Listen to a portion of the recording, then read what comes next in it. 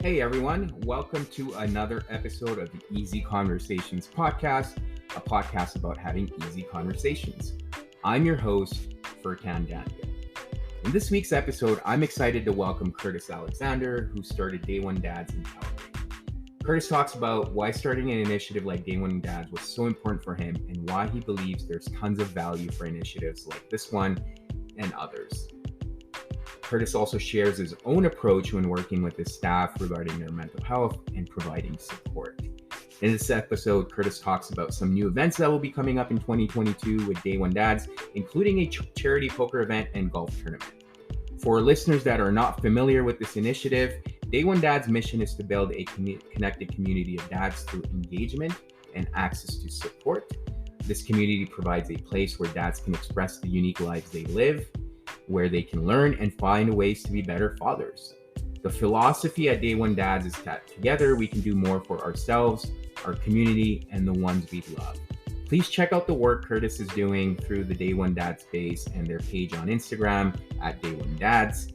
I really hope you get a lot of this out of this episode, and if at the end, if you could leave a 5-star review, I would truly appreciate it.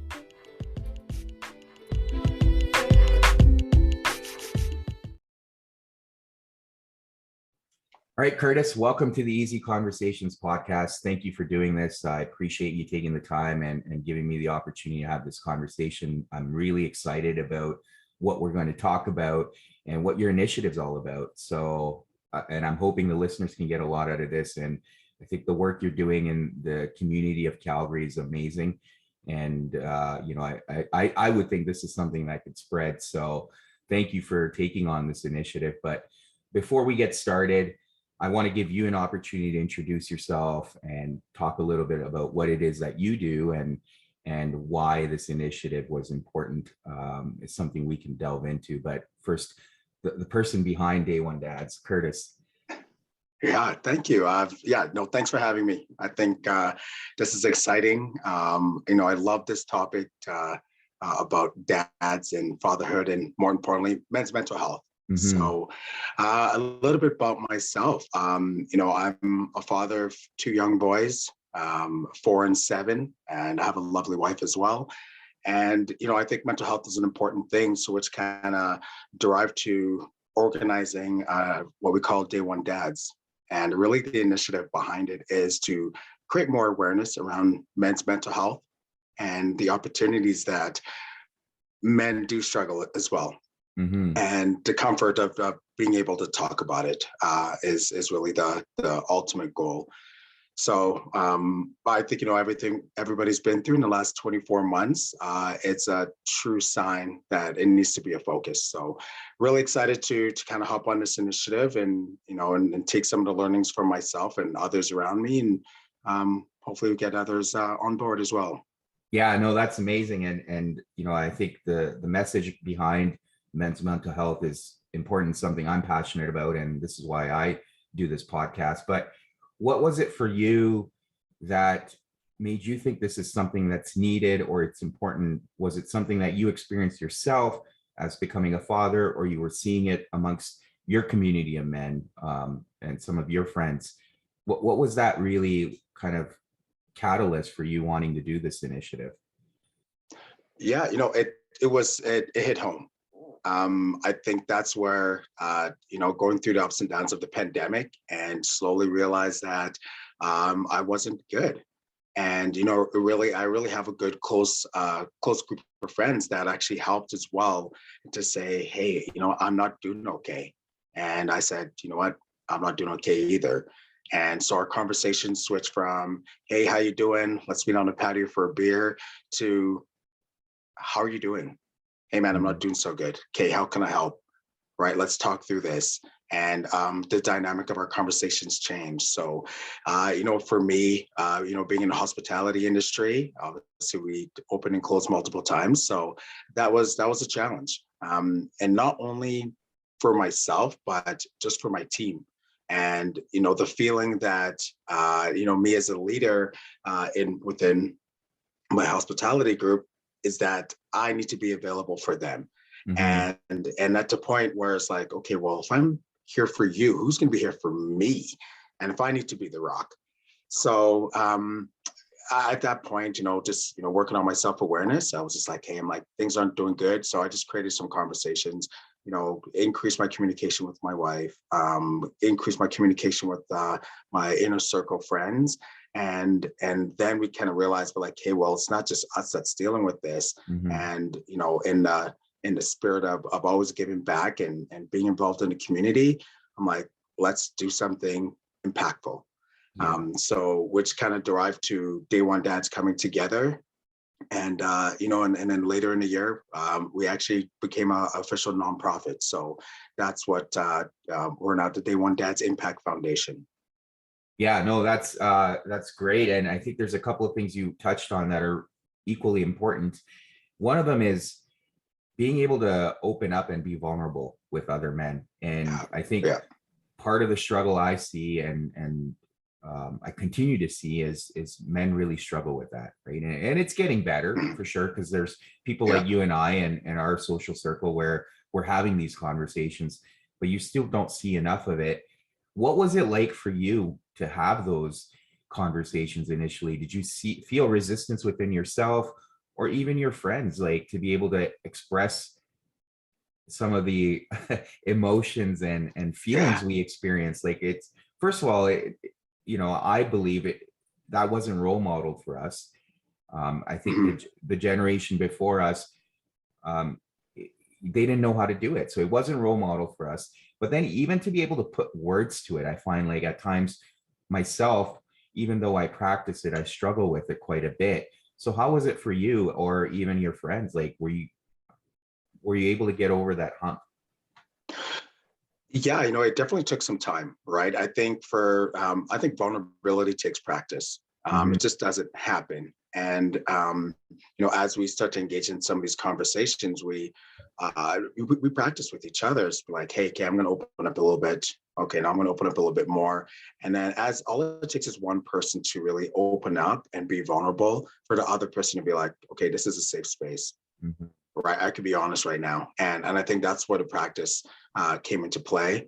For me, myself personally, yes, that's always kind of been a struggle for myself. And just being able to open up and being vulnerable. And it's just stuff that stemmed from my young childhood and, being bullied and how I dealt with being bullied. And I think that piece of it was, take it, put it deep down inside and move forward, right? And Yeah. try to show the other person that you're not bothering me. But then, therefore, I wasn't able to express myself and communicate. So, and it always has to be expressed some sort of way, whether it's going to the gym, whether I end up blowing up at somebody for no reason, but Yeah. it needs to exit somewhere. So I think that's where opening up and being vulnerable is key. And like I said, it takes practice. Yeah. And one of the important things you've pointed out is it all starts with one person, and you need to create that safe Yeah. space. I see that quite a bit, even in the men's group that I kind of do and co-facilitate. We see that, right? Mhm. There's a lot of resistance initially, and as soon as they start feeling safe, they start opening up and sharing some of the things that may be going on in life that we typically Yeah. don't talk about, or there's no space for those conversations. And it's really cool to see. But I think for us, it's important to understand that we need to be able to create that safe space for other men, and Mhm. the more we do it, the easier it gets for everyone. I um, agree. yeah. And then the other thing I know you and I chatted about offline when we met initially was in your kind of industry with your team. One of the unique things you were doing was being compassionate and inquiring about people's mental health and supporting them, especially during these tough times. And like you said, with the lockdowns and things opening Mhm. up partially, and it Yeah. was it was tough for people, right? Especially people in your team. Do you want to expand on why you felt it was important to give people that space and be more understanding, whereas some places may not have that, even that awareness of mental health, or being able to Yeah. help employees through that? Yeah, I think in any industry that it's all about the people, And if you Mm-hmm. can't take care of your people, your staff, the rest of it doesn't matter. You can have the best product in the world, but if you don't have the right people behind that product, it's not going to be anything. So, especially in my industry, I think it is important that we extend ourselves beyond just the actual job, but the question of, like I said, it's, hey, how are you doing? Mm-hmm. How's life outside of work? Right. And, sometimes we say, try to leave your problems at the door when you come in, but that's not reality. Yeah. Right. We try to create an environment where, yes, people can escape from reality because work is so much fun. But I think, as a leader, as their manager, I want to make sure that they know that I care, right? And their well-being outside of work does affect inside of work. So really kind of pivot your mindset on how you manage your staff, Mm-hmm. right? And then what you look for them, and build that relationship with them. Yeah. So yeah, just that check-in. Like I said, it's, hey, how's it going? It's Yeah. not good. How can I help you? And Yeah. there's only so much we can do, but just knowing that they have another resource and outlet that can help them beyond their parents and their best friend to say, hey, work can help me too. I think that's impactful. Yeah, absolutely. It's very important. And how was it received? And did you see a difference in how people were showing up or how it was impacting their performance, knowing that, hey, I have this safe space, I can go Mhm. talk to Curtis if something doesn't feel right. And, I there's no fear of judgment or consequences. Like, how was that received? Well received. I think that is, it really makes a true difference in the success that we've been having over the last couple of years.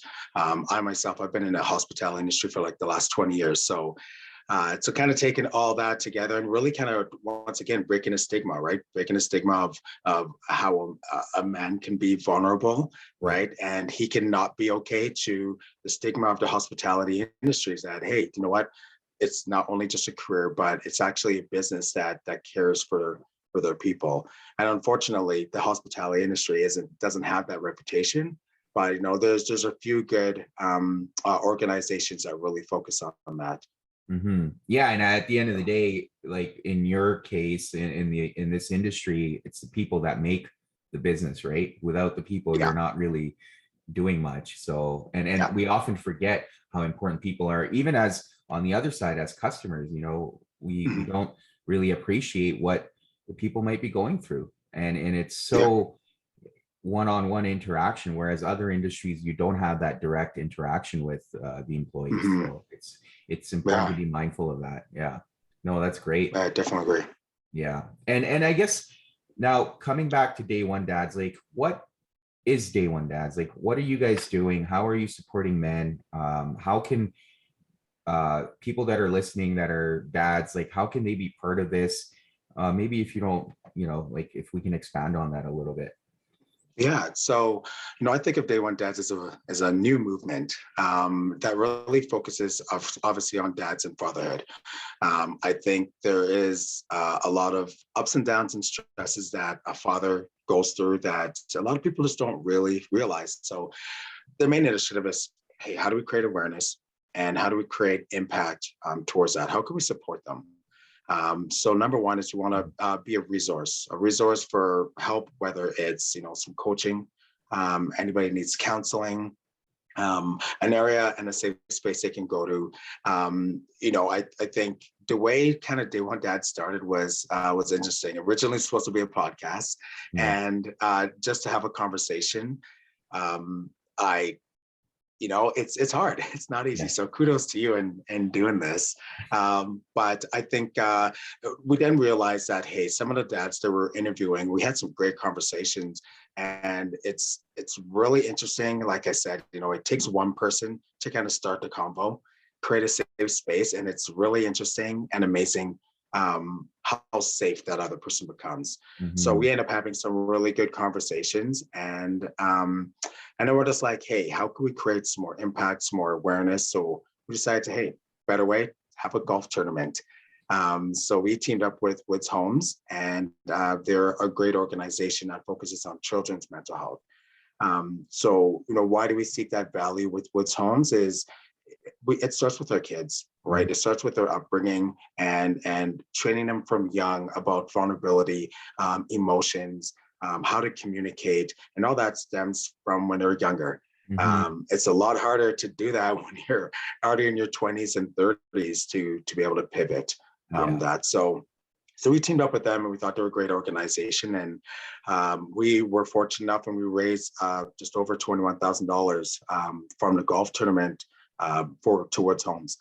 So, with that, we just say, hey, there's lots of opportunities, lots of interest in this, and how can we expand? And we're continuing to work with Woods Homes to facilitate different events throughout the year.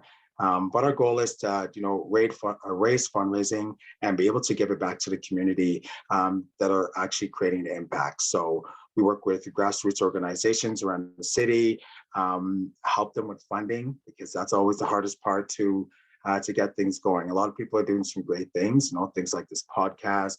There's Parents Village as well, that's down south, that just brings the community together. And I think it's really great. But we want to be able to support them.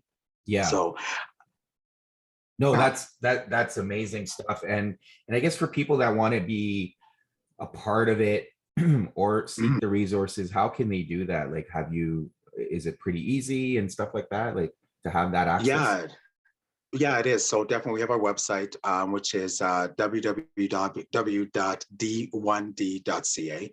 And then we also have our Instagram, Facebook, LinkedIn, as a resource as well. So, our goal this year is to continue to build on our community hub and work with different organizations to build a good resource for dads. So I think that's really the easiest way. Obviously, we are connected with a few great organizations around the city and hosting different events. So yeah, you're going to start to see the name out there and be recognized. Yeah, no, that's great. And I guess if people do want to utilize the resources you mentioned, there's counseling and coaching. And is that centered more so around just the mental health aspect of it, or is it more around being fathers? And obviously there's a lot of stuff that comes with that, the stress and the things we don't typically talk about, especially for fathers. And is that what that entails? Yeah, exactly. So as of course, yes, to focus on mental health, but just a resource of, hey, I have a teenage son, I have a teenage daughter. What do I do? Right. I think we are, the best way to describe fatherhood is that we're just this open book, and we kind of write the chapter every day as we go. Right. And so I think as long as you seek the resource and the help from each other, then you make the right decision, right? There's no such thing as a wrong decision, but we always want to make the right choice when it comes to raising our kids, and especially in a relationship as well, right? It's having a girlfriend or a wife, it's a work in progress. You got to communicate, you have to evolve, and that is not easily done by yourself. It's through conversation and connecting with other guys. So yeah. So do you mind sharing a little bit, like, how have you been able to like practice some of these things? Like, as you mentioned, being a father of two children, two boys especially, and being a husband, like, how have you been able to like incorporate some of these things? Because I know you mentioned earlier, like the pandemic hasn't been easy on many people, but what are some of the things that you've had to do yourself that you're hoping other men can learn or also practice? Yeah. Number one, communicate. Yeah. That's the reality of it, right? If you're feeling a certain way, communicate. I think as you start to build a relationship of how you communicate, it becomes a lot easier just to say, hey, I'm tired today. I need a break, and that's okay. Sometimes there could be some resentment revolved around that, being like, well, I'm working harder than you, or, it's not really about that. So I think communication is one, and raising two boys, my kids have energy for days, and they could be a lot, right? And it's always go go go. But I think it's like when you have a partner in crime, you have your life partner, you guys kind of figure it out. You go along the way. But I think number one is communicate, engage, talk about each other's emotions, and go from there. And like I said, you have to practice it. It has to be an everyday thing. Yeah. It has to evolve from that. Yeah, for sure, for sure. And I think one of the things you and I chatted about last time too was, uh, again, nurturing that expression of emotions amongst our children, right? And Mhm. to your point earlier, how do we role model that? If we're not teaching the children that earlier, it's going to be hard for them to learn when they're in their 20s and 30s. So Yeah. how are you nurturing that with your boys, especially understanding that that's something men struggle with in general, and that's something I'm mindful of when I'm working with my son. But what are Mhm. some things that you're doing that you could share that have worked well? And then I guess the other question would be, how do you handle the times where you realize that maybe you didn't show up as your best self, and not having that guilt Yeah. and shame that comes with it, but having compassion for yourself as a father too, because that's equally important. Yeah, yeah, I agree. So some of my tactics, I'm not the end all be all with Yeah. all the answers, but some of my experience is having that conversation with my son. Right, if he's feeling a certain way, if I notice that his energy's down, I just try to ask the right questions. What made you feel this way? Okay, when this happened, this made you feel this way, and you want them to respond. Of course, yeah, this is why, or have them really think of why they feel that way. And I Mhm. think that way they'll be able to tap into a different part of their brain. It's like, self-awareness. And I think, unfortunately, a lot of our society feel like they struggle with self-awareness, right? What they say, what they do, and how they impact other people. Mhm. It's too quick and easy with social media. That's my biggest fear right now. I'll be honest, is that social media is a tool that a lot of people use, and they're not self-aware as far as what impact they're creating on others when they do things. Right. So I think I'm trying to teach my boys that I think is important for them to be self-aware, not only with themselves physically, but emotionally as Mhm. well. And how I kind of, I guess, realize for me, like when I'm not my best, uh, sometimes it's after the action. But the right thing to do after that is just to say, hey, what dad did just wasn't right. I shouldn't Mhm. have said that. I shouldn't have done that. And I'm sorry. Yeah. Right. And sometimes to hear your 7-year-old say, that's okay, dad. It's okay. I understand. Yeah. Right. And then it's like, whoa, okay, all right. Now we're kind of getting somewhere, but I think you just need to be self-aware. You have to admit that, we're not always going to be perfect. I could have had a stressful day at work and Mhm. I just said something in a wrong tone and I didn't mean that. Or I just wasn't present.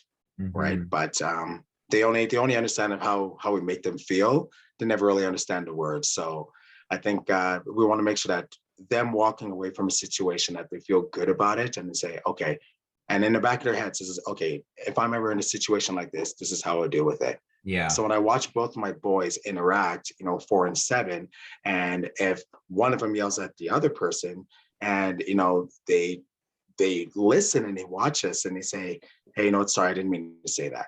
This is why I did this because you hurt my feelings." And just watch them interact. I'm like, okay, they're watching. They're Yeah. watching. Yeah, no, that's great. And I think that's amazing that you mentioned that, because I think uh, most of the time, children, to your point, are not listening to the words, they're watching for the actions. They're really picking Mhm. up the cues based on how we're showing up. And Yeah. for you to be able to demonstrate humility and taking accountability when you do fall short of your own standard, I think is powerful, because and I do the same. If I realize that I could have handled the situation better and I'm not practicing what I'm preaching to my son, it's taking that Mhm. ownership and being like, hey, I'm sorry, you know what, this is what I did, and for next time I'll do better. And I think Mhm. that creates, I think it brings us closer together too. And I can only speak to my relationship, but in general, I think there's a sense of connection there when your child can see, hey, my dad's human too, and he's Yeah. accepting his mistake, and it's okay to make mistakes. Yeah, I agree. I agree. Is there a time that you felt that you had to kind of take a step back and do a little self check, a little reflection? all the time. All the time. I Yeah. think for me, like as a single dad, it's a little bit different because when I'm with my son, uh, it's like me and him interacting all the time. So I have to Mhm. constantly be mindful of how I'm showing up, right? Yeah. And it includes everything, whether it's um, being kind, being generous, being expressing myself, being vulnerable, all of these things I have to constantly check. And, I think we all have our own blind spots, right? And I may I agree. tell him something, hey, this is how you need to handle this situation. But when it comes to me, I may not handle it the right way or handle it as I would like to. So it's being able to pause and take that step back and see, Mhm. okay, did I show up as my best self? And if I didn't, it's taking that ownership.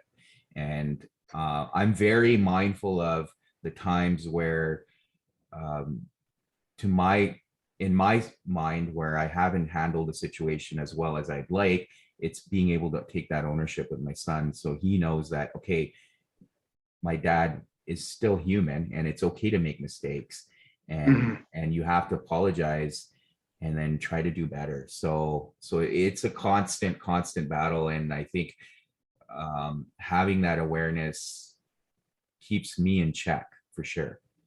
Yeah.